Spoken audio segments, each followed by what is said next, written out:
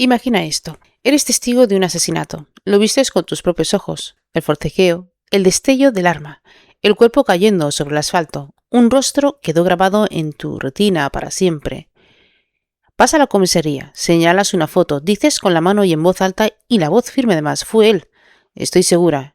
Y sin embargo, 6 meses después, ese mismo hombre camina libre por la calle. No porque mentiste y no porque te equivocaste en la foto, sino porque el rostro que vistes esa noche, ese rostro exactamente, con esos ojos exactos y esa mandíbula exacta, tiene una copia caminando por el mundo, una copia biológica perfecta y además indistinguible, incluso para la ciencia forense más avanzada. Este es el caso de los gemelos Nembhard. Una noche, un disparo, un muerto de 19 años y 2 hermanos idénticos que, según la ley, no pudieron ser separados ni por 20 testigos oculares ni por el ADN que corre por sus venas. Bienvenidos a la mente del abismo.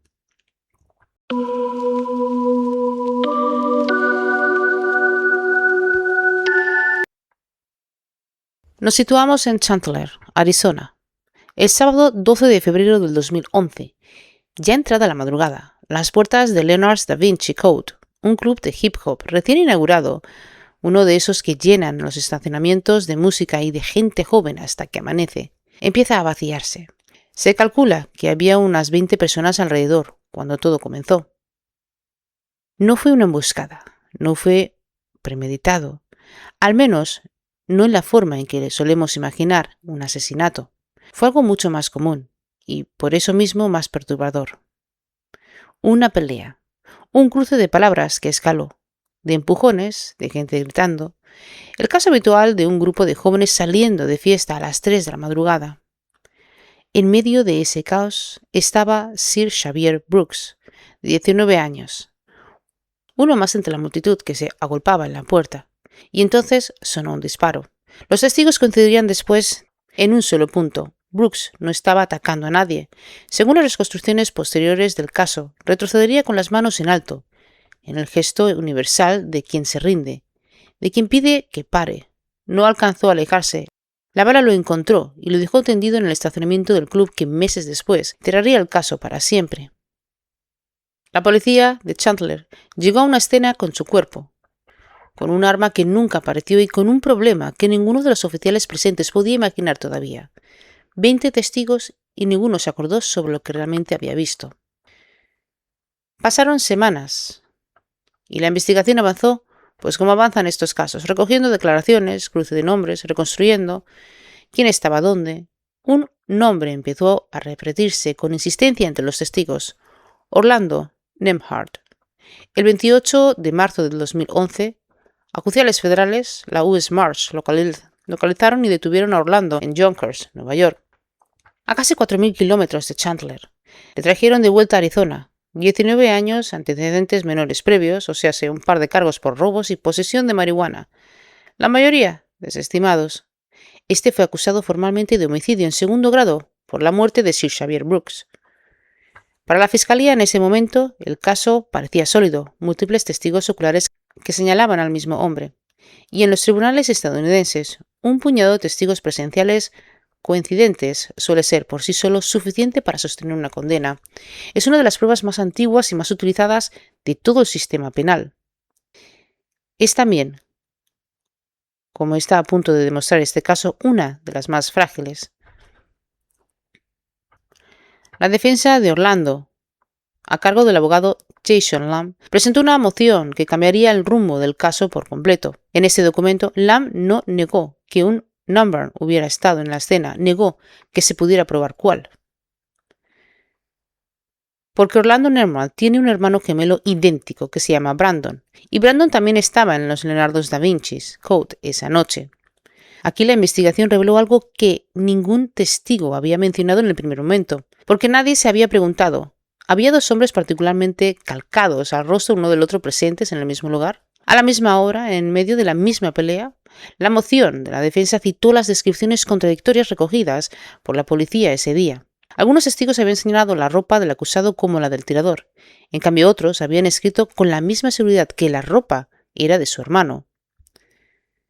Jerry Cobb, vocero de la Fiscalía del Condado de Maricopa, lo resumía después ante la prensa como una frase que se convertiría en el titular de todo el caso: que cualquier persona que viera a los dos hermanos, uno junto al otro, reconocería al instante que eran gemelos, y que en circunstancias como aquella, habiendo alcohol, oscuridad, un caos y una pelea multitudinaria, resulta comprensible que los testigos pues lo hubieran confundido.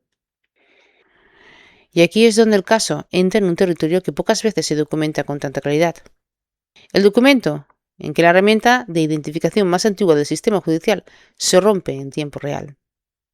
Cuando las autoridades intentan esclarecer cuál de los dos hermanos había apretado el gatillo, se toparon con un obstáculo que ninguna sala de audiencias estaba preparada para resolver, al menos no con facilidad, porque no existía un arma homicida recuperada de la cual extraer huellas, pues solo existía una grabación de videovigilancia que mostraba un disparo con claridad. El club, según se supo después, no contaba con las cámaras que cubrieran bien el punto exacto del incidente. Y el ADN, la prueba reina de la ciencia forense moderna desde hace más de 3 décadas, resultaba en este caso completamente inútil, porque los gemelos monocigóticos, los que provienen del mismo óvulo fecundado, comparten prácticamente el 100% de la secuencia genética. Por lo tanto, un perfil de ADN de Orlando es, por efectos prácticos, de un laboratorio forense estándar indistinguible del de Brandon. Quedaban entonces solo testigos, y los testigos, expuestos a dos rostros idénticos vestidos de manera similar en medio de una escena caótica y a horas de madrugada, pues se contradijeron entre sí una y otra vez. Unos señalaban a Orlando y otros, mientras tanto, con certeza señalaban a Brandon. El 28 de julio del 2011, un juez redujo la fianza de Orlando Nembran de $500,000 apenas a $10,000, reconociendo en la práctica que el caso en su contra se había debilitado de forma sustancial. Fue puesto en libertad con un brazalete de monitoreo. La reacción de la familia de la víctima fue, según reportes de la prensa local, de furia genuina, pues el padre de Sir Xavier Brooks fue retirado de la sala tras gritar, incrédulo, que $10,000 no podrían ser el precio de la vida de su hijo. Y una de las declaraciones que capturan, mejor que cualquier análisis, la desesperación de una familia atrapada, caso sin salida clara. La abuela de la víctima llegó a decir a la prensa que lo único justo sería encerrar a los dos hermanos juntos en una habitación y dejar que se resolvieran entre ellos quién debería pagar el crimen. Era, por supuesto, una expresión de dolor y no de propuesta legal, pero resumía con una precisión brutal el callejón sin salida en el que se encontraba el sistema judicial. Si no se podía demostrar cuál de los dos era responsable, la ley, por diseño y con razón, no podría condenar a ninguno. A finales de agosto de 2011, la Fiscalía del Condado de Maricopa, encabezada entonces por el fiscal Bill Montgomery, presentó una moción formal ante el tribunal solicitando el retiro de los cargos contra Orlando Nembran. El comunicado oficial de la Fiscalía fue explícito sobre el motivo y merece citarse casi en su totalidad porque expone con una densidad poco habitual el límite ético de la persecución penal. Los fiscales tienen la obligación legal y ética de asegurar una probabilidad razonable de condena antes de continuar con un proceso contra un individuo, y cuando la evidencia disponible no alcanza ese estándar, la Fiscalía no puede sostener la acusación. El mismo comunicado reconocía, y sin ambigüedad, que Sir Xavier Brooks había muerto a manos de otra persona, que hubo sin duda un homicidio y un responsable por ello, pero que la justicia para él y su familia exigiría que cualquier condena siquiera a un juicio verdaderamente justo y sostenido con pruebas suficientes. Los cargos se retiraron, y sin prejuicio. En términos legales, esto significa que el caso no se cerró para siempre, pero que la investigación, y según la propia Fiscalía, continuaría abierta con el objetivo de identificar y hacer responsable a la persona o personas detrás de la muerte de Brooks. Ambos hermanos, Orlando y Brandon, recuperaron su libertad plena. Hasta donde permite establecer el registro público disponible, el caso nunca volvió a los tribunales. No hay un condenado, no hay una sentencia, y si Xavier Brooks murió de un disparo frente a decenas de testigos, y el sistema de justicia que debería responder por esa muerte se detuvo formalmente ante la imposibilidad física de distinguir entre dos seres humanos genéticos idénticos. Es tentador leer este caso como una anécdota curiosa, casi de guión de televisión, porque es el crimen perfecto de los gemelos. Pero lo que este caso expone en realidad es una grieta estructural, en la forma en que las sociedades humanas se han construido durante siglos, la idea misma de la responsabilidad individual. Porque todo nuestro sistema de justicia, desde el testimonio ocular hasta la huella dactilar y desde la cámara de seguridad hasta el análisis de ADN, descansa sobre una premisa que casi nunca cuestionamos, que cada cuerpo humano es único, irrepetible e identificable, que un rostro, una secuencia genética o un patrón de huellas siempre apuntan hacia una sola persona. En este caso, los gemelos monocigóticos son la excepción biológica que se demuestra y se desmonta en esa premisa. Y este caso demuestra que cuando esa excepción se cruza en el caos de la vida real, como una pelea nocturna, donde se incluye el alcohol, donde se incluye la oscuridad, donde se incluyen 20 testigos aterrados, intentando reconstruir en un segundo algo que ocurrió en un instante, ni siquiera la ciencia más avanzada tiene una respuesta para esta situación. Lo que vamos a hacer aquí es detenernos aquí, no en la pregunta imposible de responder quién disparó esa noche, sino en la pregunta que sí podemos explorar con rigor. ¿Por qué la memoria humana, incluso bajo condiciones de alta emoción, puede fallar de manera tan sistemática frente a la identidad?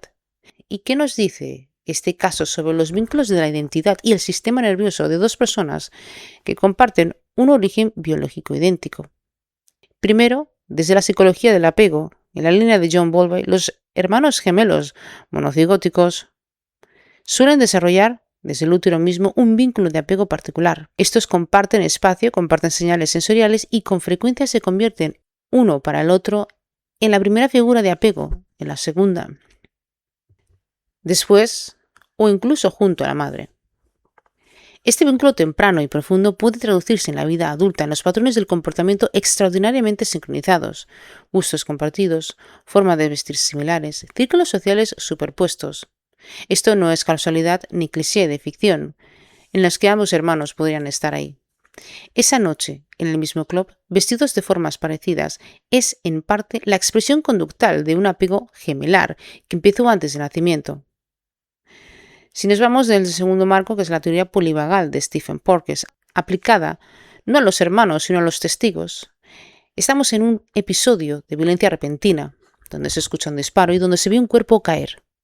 Esto activa en el sistema nervioso de cualquier persona presente una respuesta de supervivencia inmediata, porque el cuerpo entra en un estado de hiperactivación simpática, el llamado modo de lucha o huida. Bajo ese estado fisiológico, los recursos cognitivos del cerebro se redirigen casi por completo hacia la supervivencia inmediata y evalúan el peligro para intentar buscar una salida. Aparte de eso, se retiran, de forma medible, de las funciones de la codificación detallada de memoria.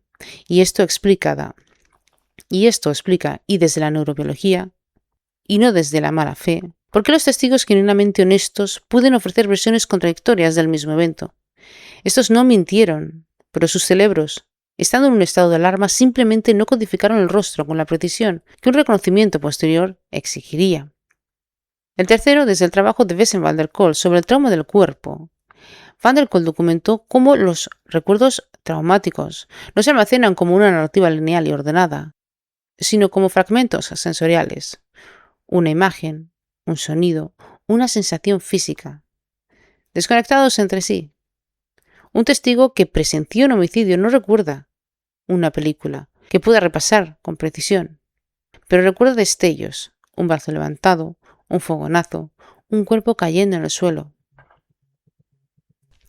Y el cerebro, después de intentar rellenar los espacios en blanco, cuando existen dos rostros idénticos o casi idénticos disponibles para llenar ese vacío, el margen de error se dispara.